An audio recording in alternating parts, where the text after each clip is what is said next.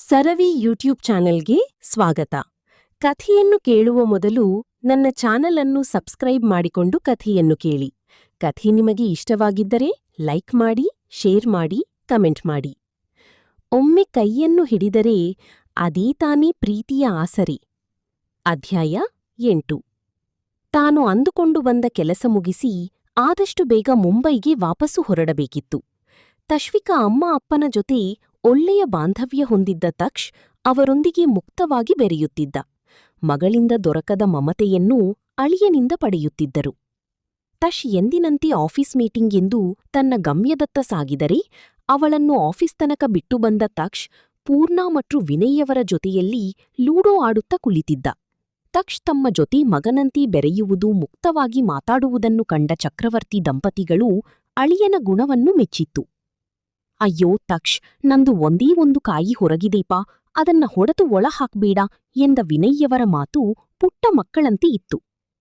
ಬಿಡಬೇಡ ತಕ್ಷ್, ಹೊಡಿಯವರ ಕಾಯನ್ನು.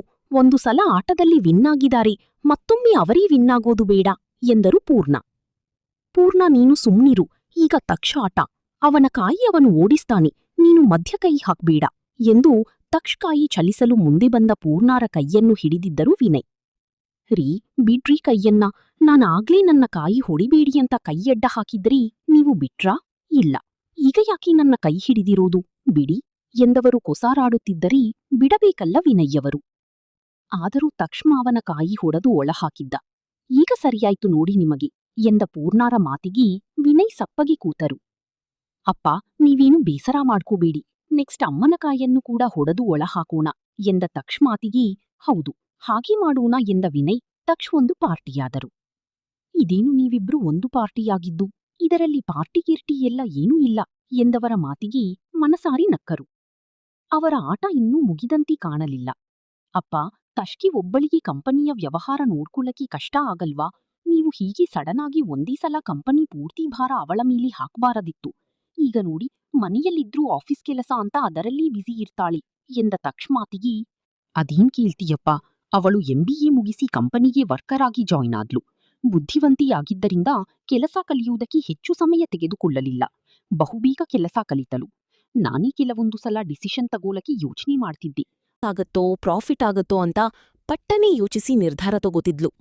ಮಗಳ ಈ ರೀತಿ ಬೆಳವಣಿಗೆ ನೋಡಿ ತಂದೆ ಜೀವಕ್ಕೆ ಖುಷಿ ಆಗದೇ ಇರತ್ತಾ? ಇಲ್ಲ ಅಲ್ವಾ? ಹಾಗೆ ನನಗೂ ಆಗಿದ್ದು. 1 ವರ್ಷ ಸಾಮಾನ್ಯ ಎಂಪ್ಲಾಯಿಯಾಗಿದ್ದರೂ ನನಗೆ ಸಿಗುವಷ್ಟೇ ಮರ್ಯಾದೆ ಅವಳಿಗೂ ಸಿಗುತ್ತಿತ್ತು. ಮೊದಲೇ ಎಲ್ಲರಿಗೂ ಚಿರಪರಿಚಿತ ತಶ್. 1 ವರ್ಷದ ನಂತರ ನಾನು ಅಫೀಷಿಯಲ್ ಆಗಿ ಅನೌನ್ಸ್ ಮಾಡಿ ತಶ್ನ ನನ್ನ ಸೀಟ್ನಲ್ಲಿ ಕೂರ್ಸಿ ಖುಷಿಪಟ್ಟೆ. ನಾನು MD ಸೀಟ್ನಲ್ಲಿ ಕೂರ್ಸುವುದರ ಜೊತೆ ಕಂಪನಿಯ ಜವಾಬ್ದಾರಿಯನ್ನು ಅವಳ ಹೆಗಲ ಮೇಲೆ ಪೂರ್ತಿ ಇಡದಿ ಹೋದರೂ ಮುಂದಿನ ಆಡಳಿತ ಅವಳದ್ದೇ ಅಂತ ಅವಳ ಹೆಸರಿಗೆ ಬರೆದ್ಬಿಟ್ಟೆ. 6 ತಿಂಗಳು ನಾವಿಬ್ಬರೂ ಆಫೀಸ್ಗೆ ಹೋಗಿ ಬರ್ತಿದ್ವಿ. ಆಮೇಲೆ ನಾನ್ ಯಾವ ಡಿಸಿಷನ್ ತಗೊಂಡ್ರೂ ತಶ್ಗೆ ಅದು ಸರಿ ಹೋಗ್ತಾ ಇರ್ಲಿಲ್ಲ. ಕೊನೆಗೆ ನನ್ನ ಕಂಪನಿಗೆ ಬರುವುದನ್ನೇ ನಿಲ್ಲಿಸುವಂತೆ ಮಾಡಿದಳು.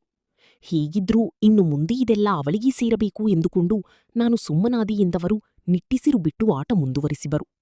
ಹೌದಾ ಅಪ್ಪ, ಕಂಪನಿ ನಿಮ್ಮದು ಅಂದ ಮೇಲೆ ನಿಮ್ಮ ಮಾತೇ ಆಗ್ಬೇಕಲ್ವಾ ಎಂದವನಿಗೆ. ಇಲ್ಲಪ್ಪ, ಕಂಪನಿ MD ಸೀಟ್ನಲ್ಲಿ ಯಾರಿರ್ತಾರೋ ಅವರ ಮಾತೇ ಅಂತಿಮ ಮಾತು. ನಾನಾಗಿಯೇ ಅಫೀಷಿಯಲ್ ಆಗಿ ಅನೌನ್ಸ್ ಮಾಡಿ ಕಂಪನಿ ಸೀಟ್ನಲ್ಲಿ ತಶ್ವಿಕಾ ಚಕ್ರವರ್ತಿ ಇನ್ನು ಮುಂದೆ ಕಂಪನಿಯ MDಯಾಗಿ ಮುಂದುವರಿಯುತ್ತಾಳೆ ಅಂತ ಸೈನ್ ಹಾಕಿ ನನ್ನ ಸೀಟ್ನ ಅವಳಿಗೆ ಬಿಟ್ಟುಕೊಟ್ಟೆ ಎಂದು ವಿನಯವರು ಹೇಳಿದರು. ಹೋ ಹಾಗಾ ಎಂದವ. ಅಪ್ಪ, ನೀವೇನೂ ಯೋಚನೆ ಮಾಡ್ಬೇಡಿ, ತಶ್ ಕಂಪನಿಯನ್ನು ಇನ್ನು ಹೆಚ್ಚು ಎತ್ತರಕ್ಕೆ ತಗೊಂಡು ಹೋಗ್ತಾಳೆ ಎಂದ. ಹೌದಪ್ಪ, ನಮಗಾ ಭರವಸೆ ಇದೆ. ಆದ್ರೆ ದಿನದ ಇಡೀ ಹೊತ್ತು ಕೆಲಸ ಮಾಡಿ ಈಗ ಖಾಲಿ ಇರಬೇಕು ಅಂದ್ರೆ ಕಷ್ಟ ನೋಡು. ಸಮಯ ಸಾಗೋದೇ ಇಲ್ಲವೇನೋ ಅಂತ ಅನಿಸತ್ತೆ. ಎಷ್ಟೋ ಸಲ ಪೂರ್ಣಾ ತಶ್ ಬಳಿ ಮಾತಾಡಿದರೂ ಅವಳದ್ದು ಬದಲಾಗದ ಉತ್ತರ. ನಿಮ್ಮನ್ನು ಖಾಲಿ ಮನೆಯಲ್ಲಿ ಬಿದ್ದಿರ್ತೀರಾ, ಕೆಲಸ ಮಾಡಲ್ಲ ಅಂತ ನಾನೇನಾದರೂ ಹಂಗಿಸಿ ಮಾತಾಡುತ್ತಿದ್ದೇನಾ ಅಂತ ನಮ್ಮನ್ನೇ ಕೇಳ್ತಾರೆ ಎಂದರು. ಅಪ್ಪ, ನಿಮಗೆ ರೆಸ್ಟ್ ಕೊಡಬೇಕು ಅಂತ ತಶ್ ಹೀಗೆ ಮಾಡಿರಬೇಕು ಎಂದವನಿಗೆ ಗೊತ್ತು. ತಶ್ಗೆ ಆಸ್ತಿ ಮೇಲೆ ಹುಚ್ಚು ಅಂತ. ನಾವು ಹಾಗೆ ಅಂದುಕೊಂಡು ಸಮಾಧಾನ ಮಾಡಿಕೊಳ್ತೀವಿ ಎಂದ ಪೂರ್ಣ. ಈಗ ಊಟದ ಹೊತ್ತಾಯ್ತು, ನಿಮ್ಮ ಮಾತನ್ನು ನಿಲ್ಲಿಸಿ. ತಶ್ ಕಿವಿಗೆ ಬಿತ್ತೋ ಎಲ್ಲದನ್ನೂ ಅವಳಿಗೆ ಹೇಗೆ ಬೇಕೋ ಹಾಗೆ ತಿಳಿದುಕೊಳ್ಳುತ್ತಾರೆ ಎಂದರು. ಗಂಡ ತಂದೆ ಬಾಯಿಗೆ ಬೀಗ ಹಾಕುತ್ತಲೇ ಬಂದ ತಶ್. ಡ್ಯಾಡ್, ನಾನ್ ನಿನ್ ಜೊತೆ ಇಂಪಾರ್ಟೆಂಟ್ ವಿಷಯ ಮಾತಾಡ್ಬೇಕು. ಊಟದ ನಂತರ ಫ್ರೀ ಮಾಡ್ಕೊಳ್ಳಿ ಎಂದು ಇಷ್ಟೂ ಆಫೀಸ್ಗೆ ಹೋಗಿದ್ದು ತಂದೆಯೇ ಅನ್ನುವಂತೆ ನುಡಿದಳು. ಸರಿ ತಶ್ ಎಂದವರು ವರ್ಕ್ ರೂಮಲ್ಲಿ ಇಬ್ರೂ ಎದುರು ಬದರಾಗಿ ಕೂತಿದ್ದಾರೆ. ತಂದೆ ಮಗಳ ಮಾತಿನ ಮಧ್ಯ ಪೂರ್ಣ ಅವರು ಹೋಗೋದು ತುಂಬಾ ಕಡಿಮೆ. ಅದ್ರಲ್ಲೂ ಆಫೀಸ್ ರೂಮ್ ಹೊಕ್ರೆ ಅವರಾಗಿ ಕರೆಯುವವರೆಗೂ ಆ ಕಡೆ ಹೋಗಲ್ಲ.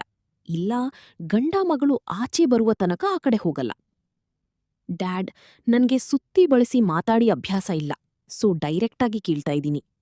ಪೂರ್ತಿ ಪ್ರಾಪರ್ಟಿ ನನ್ನ ಹೆಸರಿಗೆ ಯಾವಾಗ್ ಮಾಡ್ತೀರಾ? ವೈ ತಶ್, ಈಗ ನಿನ್ಗೇನು ಕಮ್ಮಿ ಆಗಿದೆ ಅಂತ ನಾನ್ ಪ್ರಾಪರ್ಟಿ ನಿಮ್ ಹೆಸರಿಗೆ ಬರೀಬೇಕು? ನೀವ್ ಹೇಳಿದ್ ಮಾತನ್ನ ಮರಿತಿದ್ದೀರಾ ಡ್ಯಾಡ್? It's not fair. ನನ್ನ ಮದ್ವೆ ಆದ ಕೂಡ್ಲೇ ನೀನು ಪೂರ್ತಿ ಪ್ರಾಪರ್ಟಿ ನನ್ನ ಹೆಸರಿಗೆ ಮಾಡ್ತೀನಿ ಅಂತ ಹೇಳಿದ್ರಿ. ಎಸ್ ತಶ್, ಹೇಳಿದ್ದೆ. ಬಟ್ ನನ್ನ ಇನ್ನೊಂದು ಷರತ್ತು ಪೂರ್ತಿ ಆದಾಗ ಪ್ರಾಪರ್ಟಿ ನಿನ್ ಹೆಸರಿಗೆ ಮಾಡ್ತೀನಿ. ಅದೇನದು ಷರತ್ತು ಎಂದಳು.